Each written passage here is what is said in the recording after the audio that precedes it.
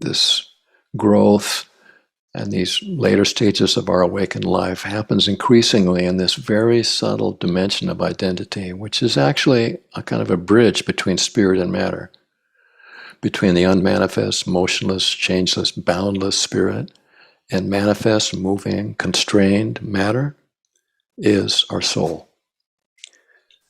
And this is the most exquisitely tender and most expansive and most sheer and yet most vital dimension of our identity. It's where our individuality is still present, but it's also radiant with qualities of wisdom and compassion and courage and magnanimity and equanimity. And soul also contains large mythic and archetypal forces where the particular genius that you were born with in this life resides. And this genius, or we might call it this gift, you may have had some hints of, or it may have just sort of quietly informed your life with sort of inclinations. And this soul realm is, curiously enough, not far from some of our deepest wounds. And this is why often our gifts feel like they come from the kind of shyest and tenderest part of ourselves.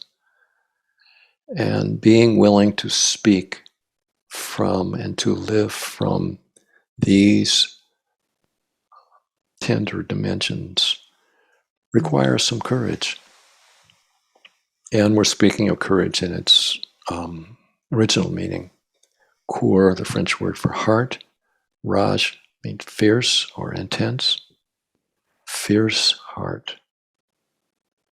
So with a fierce heart, you have what you need to work in these deep realms.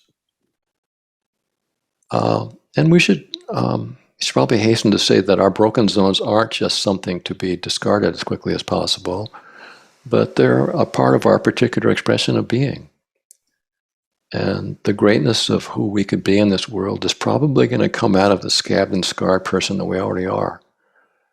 And so, in due course, as our awakening unfolds, these wounds start to be healed little by little, and our particular archetypal soul qualities start to make themselves present, known.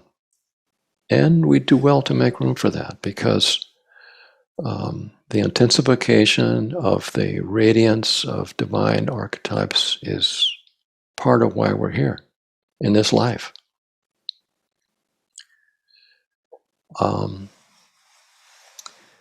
What it takes for this to happen is the time and the desire and the fortitude to persist, and ultimately the courage to trust your own truth. It's a journey, because even though the gifts are not that far away, they often feel hidden or distant. And I'd like to speak now directly to your soul when I say that your deep longings, like the ones we notice in this exercise, however undefined they might be, or if they're specific, however unrealistic they might seem, they are a call from a larger future self that is beckoning you. So please listen to these whispers and be curious, because we're not getting any younger, and I feel like in the latter part of our lives, the issue isn't so much the approaching doom of death, but more the tragedy of not having followed up on the inner prompts we might have felt in what we could call our archetypal bodies. Yeah, so what I'd like to do is maybe see if you can look into some of these archetypes a little bit and see if anything resonates for any of you. I once heard it said that these archetypal gifts are what other people get when they really get you. Mm. When they see us in our soul, they connect with those deeper dimensions which we've been speaking of today and maybe getting some hints about in that last exercise. So I hope you've got your writing materials, and make a note or write down anything that might come to you here, because I have a list here of different archetypes and a short description of what it implies. And so I'll read the name and the description. I'll do it twice so that you can, if you want to write it, you can. If you just feel something perk up inside when I say one of these, that's what we're looking for. It doesn't have to be a bolt of lightning or something. And there might be multiple ones. We don't know. You don't just need one. So there's probably any number of these, but this started out as, this list came from a weekend event I did with Sandra Glickman back in, 2008, I think. We originally started with a list from Carolyn Mace, and so this is Carolyn Mace, Sandra Glickman, and Steve Boggs' version of archetypal energies. So, martyr. A martyr is a witness to a greater good and has the strength to endure. Martyr is a witness to a greater good and has the strength to endure. Explorer is seeking a more authentic and fulfilling life. An explorer is seeking a more authentic and fulfilling life. Caregiver is most fulfilled by making a difference to someone. The caregiver archetype is most fulfilled by making a difference to someone. A lover is here to magnify intimacy and is devoted to all. A lover magnifies intimacy and is devoted to all.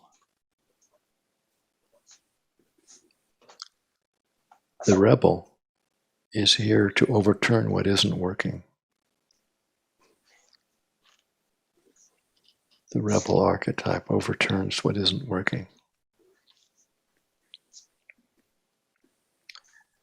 The innocent has trust, faith, and optimism.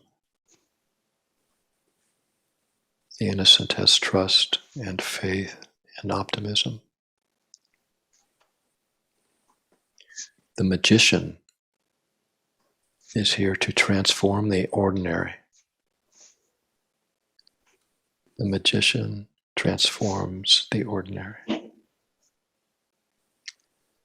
The jester enlivens enjoyment in each moment. The jester enlivens enjoyment in each moment.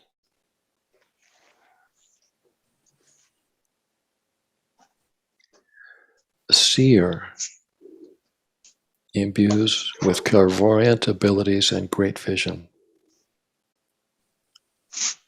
The seer imbues with clairvoyant ability and great vision.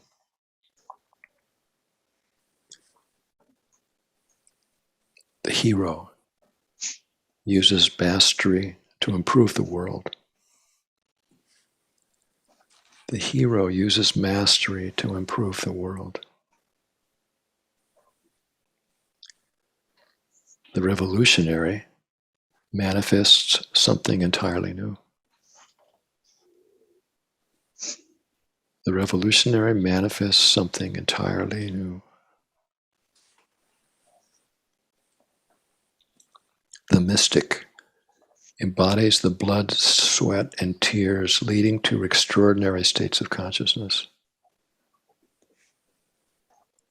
The mystic embodies the blood, sweat, and tears leading to extraordinary states of consciousness.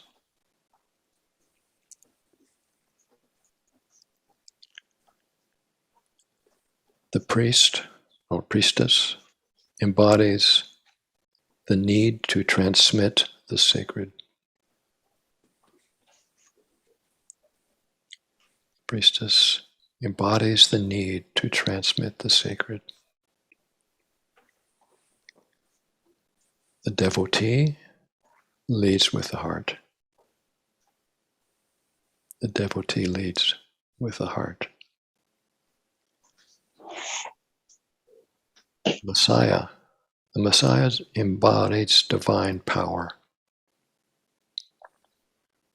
The Messiah archetype embodies divine power. The angel archetype is a messenger of divine purpose. The angel is a messenger of divine purpose.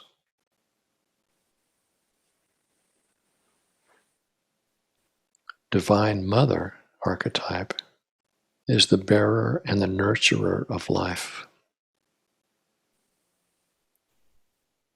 Divine Mother is the bearer and the nurturer of life. Divine Father is the protector and provider. Divine Father protects and provides. The Divine Child is enchanted and enchanting. Divine Child is enchanted and enchanting. Now, there are any number of probably of other archetypes we could come up with, but these are some that we wanted to put out there just to see if perhaps any of these may touch you in some way that you can't quite define, but still maybe there's something there. So before I send you out, in ending, I'd like to ask you to just notice how the world presents itself to you, like this evening and in the coming days. And just maybe you can conclude from whatever that is, that the transmission that has informed this event with a tender, porous, burning communion with all things, that might be beginning to take root. And, attention matters. And spending time on this subject tends to activate it. And also,